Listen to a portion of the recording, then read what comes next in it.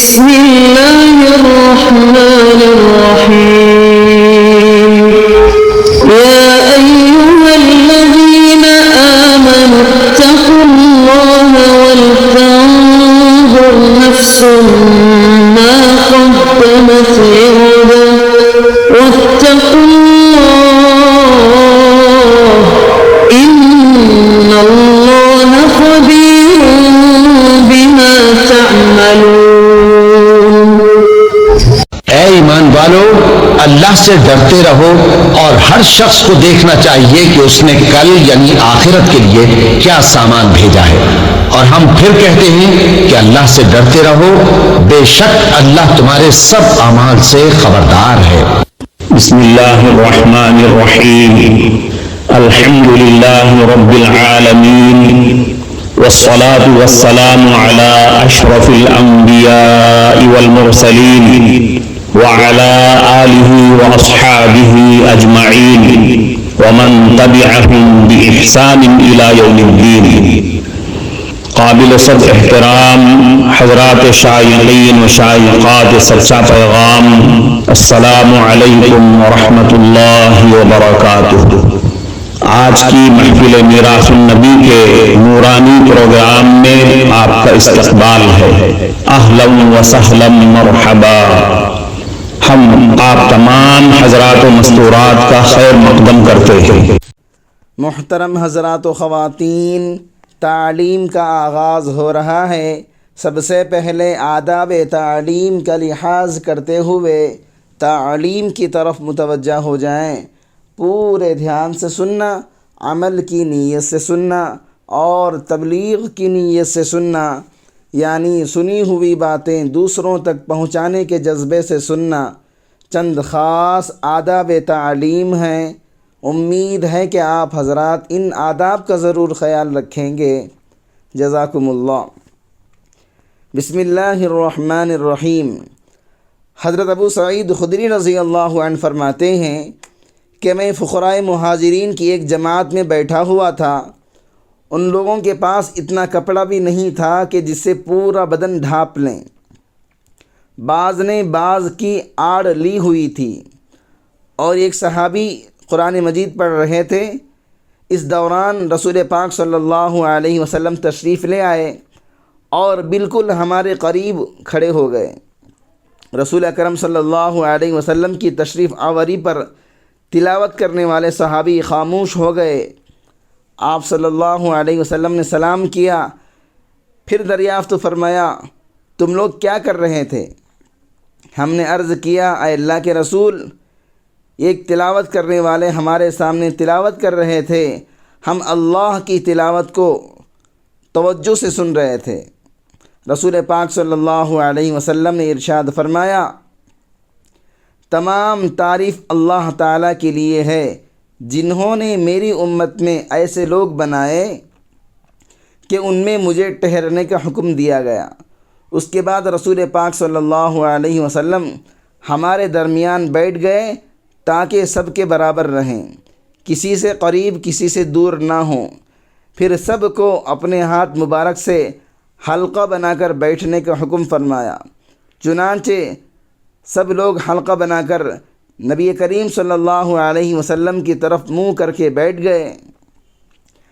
حضرت ابو سعید خدری رضی اللہ عنہ فرماتے ہیں، میں نے رسول اکرم صلی اللہ علیہ وسلم کو دیکھا کہ آپ صلی اللہ علیہ وسلم نے مجلس والوں میں میرے علاوہ کسی کو نہیں پہچانا۔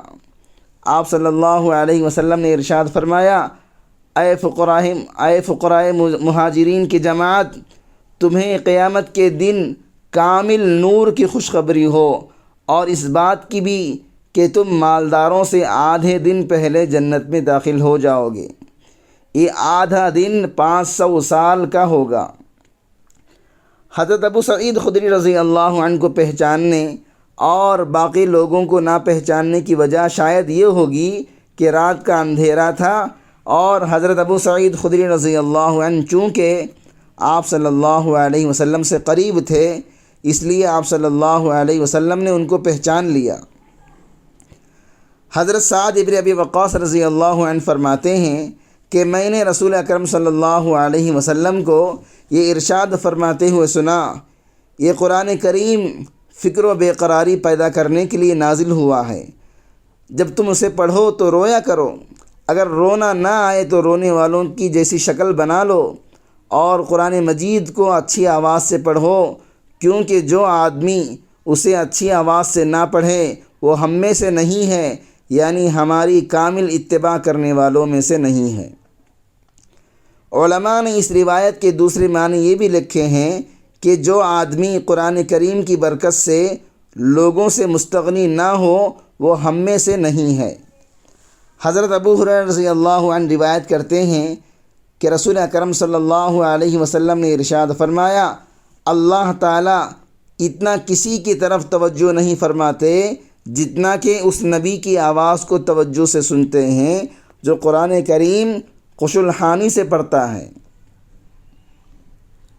حضرت عائشہ صدیقہ رضی اللہ عنہا روایت کرتی ہیں کہ رسول اکرم صلی اللہ علیہ وسلم نے ارشاد فرمایا، حافظ قرآن جسے یاد بھی اچھی طرح سے ہو اور پڑھتا بھی اچھا ہو، اس کا حشر قیامت میں ان معزز فرما بردار فرشتوں کے ساتھ ہوگا جو قرآن مجید کو لوح محفوظ سے نقل کرنے والے ہیں، اور جو آدمی قرآن مجید کو اٹک اٹک کر پڑھتا ہے اور اس میں مشقت اٹھاتا ہے اس کے لیے دوہرا اجر ہے۔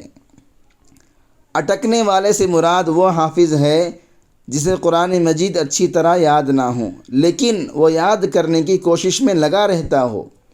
نیز سے مراد وہ دیکھ کر پڑھنے والا بھی ہو سکتا ہے جو دیکھ کر پڑھنے میں اٹکتا ہو لیکن صحیح پڑھنے کی کوشش کر رہا ہو۔ ایسے شخص کے لیے دو اجر ہیں، ایک اجر تلاوت کا، دوسرا اجر بار بار اٹکنے کی وجہ سے مشقت برداشت کرنے کا۔ حضرت انس رضی اللہ عنہ روایت کرتے ہیں کہ رسول اکرم صلی اللہ علیہ وسلم نے ارشاد فرمایا، اللہ تعالیٰ کے لیے بعض لوگ ایسے ہیں جیسے کسی کے گھر کے خاص لوگ ہوتے ہیں۔ صحابہ نے عرض کیا، وہ کون لوگ ہیں؟ ارشاد فرمایا، قرآن مجید والے، وہ اللہ والے اور اس کے خاص لوگ ہیں۔ حضرت ابن عباس رضی اللہ عنہما روایت کرتے ہیں، رسول اکرم صلی اللہ علیہ وسلم نے ارشاد فرمایا، جس آدمی کے دل میں قرآن کریم کا کوئی حصہ بھی محفوظ نہیں وہ ویران گھر کی طرح ہے، یعنی جیسے مکان کی رونق اور آبادی رہنے والے سے ہے ایسے ہی انسان کے دل کی رونق اور آبادی قرآن کریم کو یاد رکھنے سے ہے۔ محترم ناظرین کرام، اس دینی اور ایمانی بیان کو سننے کے دوران ہی اس کو لائک کر دیجئے اور شیئر بھی کر دیجئے تاکہ دوسرے بھی اس سے فائدہ اٹھا سکیں۔ اللہ آپ کو جزائے خیر عطا فرمائے۔ حضرت ابو درداء رضی اللہ عنہ سے روایت ہے کہ رسول اکرم صلی اللہ علیہ وسلم نے ارشاد فرمایا، جس نے سورہ کہف کی شروع کی 10 آیات یاد کر لیا وہ دجال کے فتنے سے محفوظ ہو گیا، اور ایک روایت میں آتا ہے کہ سورہ کہف کی آخری 10 آیتوں کی یاد کرنے کا بھی ذکر آتا ہے۔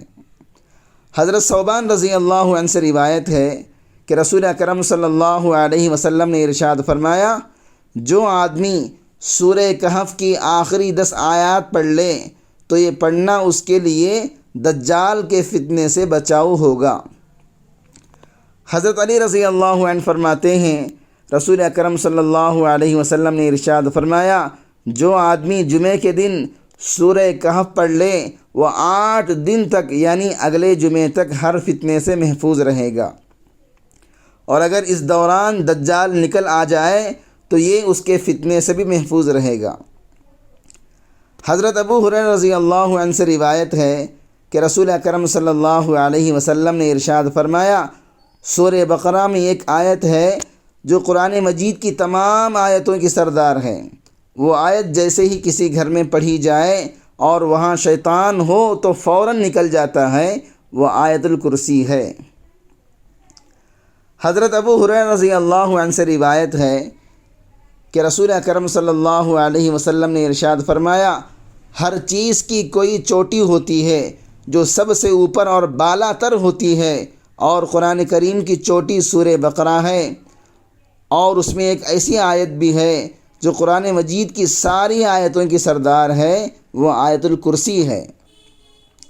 حضرت نعمان ابن بشیر رضی اللہ عنہ سے روایت ہے کہ رسول اکرم صلی اللہ علیہ وسلم نے ارشاد فرمایا، آسمان اور زمین کی پیدائش سے 2000 سال پہلے اللہ نے کتاب لکھی، اس کتاب میں سے 2 آیتیں نازل فرمائیں جن پر اللہ تعالیٰ نے سورہ بقرہ کو ختم فرمایا۔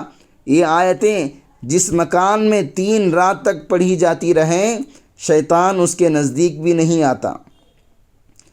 حضرت ابو مسعود انصاری رضی اللہ عنہ سے روایت ہے کہ رسول اکرم صلی اللہ علیہ وسلم نے ارشاد فرمایا، جو آدمی سورہ بقرہ کی آخری 2 آیتیں کسی رات میں پڑھ لے تو یہ دونوں آیتیں اس کے لیے کافی ہو جائیں گی۔ 2 آیتوں کے کافی ہو جانے کے 2 مطلب ہیں، ایک یہ کہ ان کا پڑھنے والا اس رات ہر برائی سے محفوظ رہے گا، دوسرا یہ کہ یہ 2 آیتیں تہجد کے قائم مقام ہو جائیں گی۔